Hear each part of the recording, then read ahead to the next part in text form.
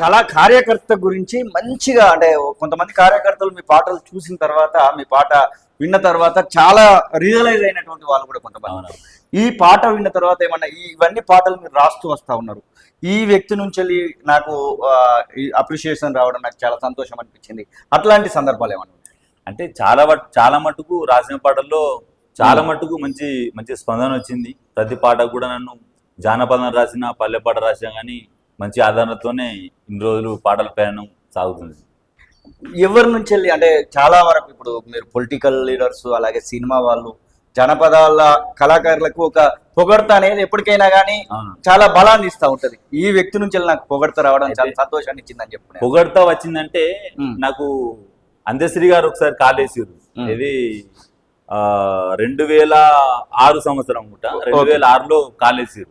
Call వేసి ఏమంటారంటే అరే నేను ఇట్లా అందశ్రీని మాట్లాడుతున్నా అనేసరికి నేను షాక్ అయిపోయినా. అసలు షాక్ అయిపోయినా, అరే నాకు ఇట్లా కాల్ వేసి అని చెప్పేసి అంటే ఒక అద్భుతమైన పాట రాసినావు, ఆ పాట విన్నప్పుడు నేను ఆ రోజంతా కన్నీళ్లు పెట్టుకున్నారా. నిజంగా నువ్వు చిన్నోనివి, నువ్వు వయసులో చిన్నోనివి అయినప్పటికీ నీ పాటకు నేను పాదాబంధం చెప్తున్నా అని చెప్పేసి అందశ్రీ గారు అనడం నా జీవితంలో అది మర్చిపోలేని ఘట్టం. అది దుబాయ్ వలస బతుకుల మీద రాసినటువంటి పాట. ఆ పాట ఒకసారి మాట్లాడు.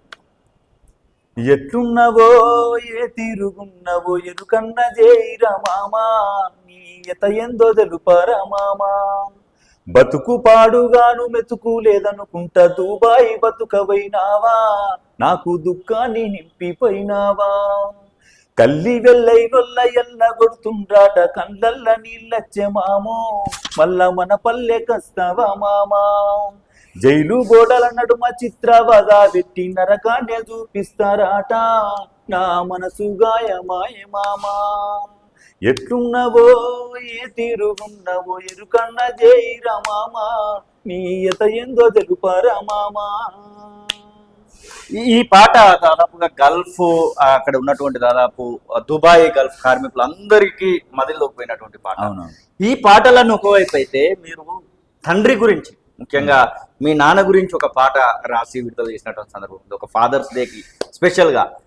ఆ పాట నేపథ్యం ఏంటి, అసలు ఆ పాటలో మీరు రాసినటువంటి పదాలు కూడా చాలా గుచ్చుకుంటా ఉంటాయి. పాట నేపథ్యం అంటే ఇప్పటికి కూడా నేను చిన్నప్పుడు ఎలా ఉన్నానో, తల్లి ఒడిలో ఉన్నప్పుడు ఒక అమ్మ ఎట్లా చూసుకుంటుందో మా అమ్మ మొన్నటి వరకు కూడా నన్ను అలాగే చూసుకునేది. నేను కరీంనగర్లో ఉంటాను, నేను మా ఊరు గుండారమైనప్పటికీ కరీంనగర్లో ఉంటాను మా ఫ్యామిలీతోని, భార్య పిల్లలతోని. అప్పుడు కూడా ఇప్పుడు 2012లో తను చనిపోయింది. అప్పటి వరకు కూడా రోజు సాయంత్రం 7 అయిందంటే తన నుంచి ఒక ఫోన్ వచ్చేది, ఎక్కడున్నావురా, తిన్నావా, చీకటి అయితే పోపోయాను అని చెప్పేట మాటలు ఇప్పటికి కూడా అసలు మైండ్లో పెడితే ఒక రకమైనటువంటి బాధ అనిపిస్తుంది. ఆ మాటలు ఏంటంటే 2012లో మాకు దూరమైనాక ఈ తల్లి ప్రేమ, అసలు పిల్లలు అప్సెట్ అయిపోతారు అని చెప్పేసి మా బాపు తను ఏంటంటే రాత్రి 7-6 కానీ కాదు తప్పకుండా తన నుంచి కాలొస్తుంది. ఇప్పుడు కూడా కాలొస్తుంది ప్రతిరోజు కూడా, అసలు మర్చిపోవడం అంటూ ఉండదు. ఇక ఏంటంటే ఢిల్లీకి రాజైనా కానీ తల్లికి కొడుకు అంటారు చూడు, ఇది వాస్తవం. ఇది అందుకే నాకు అనిపించింది, కంటికి కనపడని దేవుడు అసలు ఉన్నాడో లేడో తెలియదే, 2 చేతులెత్తి మొక్కినా కనికరిస్తాడో లేడో తెలియదే, నీలోనే చూశాను దేవుణ్ణి నేను మించినదే తైలనోన లేడు, అమ్మలేని నాకు అమ్మవైనావు, అనువనువు నాలో నిండి ఉన్నావు నాన్నా, నీ మట్టి కాళ్ళకు దండమే ఓ నాన్న, ఓ చెమట చుక్కలా చంద్రుడా మా నాన్న, నీ మట్టి కాళ్ళకు దండమే ఓ నాన్న, ఓ చెమట చుక్కలా చంద్రుడా మా నాన్న. ఇలాంటి పాటలన్నీ రాస్తున్నటువంటి మీకు ఎప్పుడైనా అనిపించింది అసలు నేను ఈ పాటలు రాసే కంటే సినిమాలలోనో లేకపోతే ఇంకేదైనా రాస్తే ఆర్థికంగా నిలదొక్కుకోవచ్చు అనేటువంటి ఫీలింగ్ ఎప్పుడన్నా, అంటే ఈ జనపదాల వైపు కాకుండా అలాంటి ఫీలింగ్ ఎప్పుడైనా కలిగిందా? లేదు, అది ఎప్పుడు రాలేదు. కాకపోతే సినిమాలో అవకాశం కోసం ఎప్పుడు ప్రయత్నాలు చేయలేదు. ఒకవేళ వస్తే మాత్రం తప్పకుండా ఒక మంచి బుర్ర సతీష్ అంటే ఒక సామాజికం జానపదంగా కాదు సినిమా పాటలు కూడా రాయగలడని తప్పకుండా నిరూపిస్తా. వస్తుంది ఒక అవకాశం తప్పకుండా వస్తుంది. అంటే బెల్లి లలిత ఆ పాట కూడా మీరు అక్షరీకరణ చేసినట్టున్నారు. చాలా గొప్పనైనటువంటి పాట. అంటే బెల్లి లలిత గురించి పూర్తి స్థాయిలో తెలిసినటువంటి వాళ్ళు మాత్రమే రాసేటువంటి పాట అది. బెల్లి లలితకు సంబంధించినటువంటి పాట గురించి మాట్లాడు. బెల్లి లలిత పాట తమ్ముడు మధ్యల సందీప్ దరువులో చెల్లె రెలారే రెలా గంగా వాడింది పాట.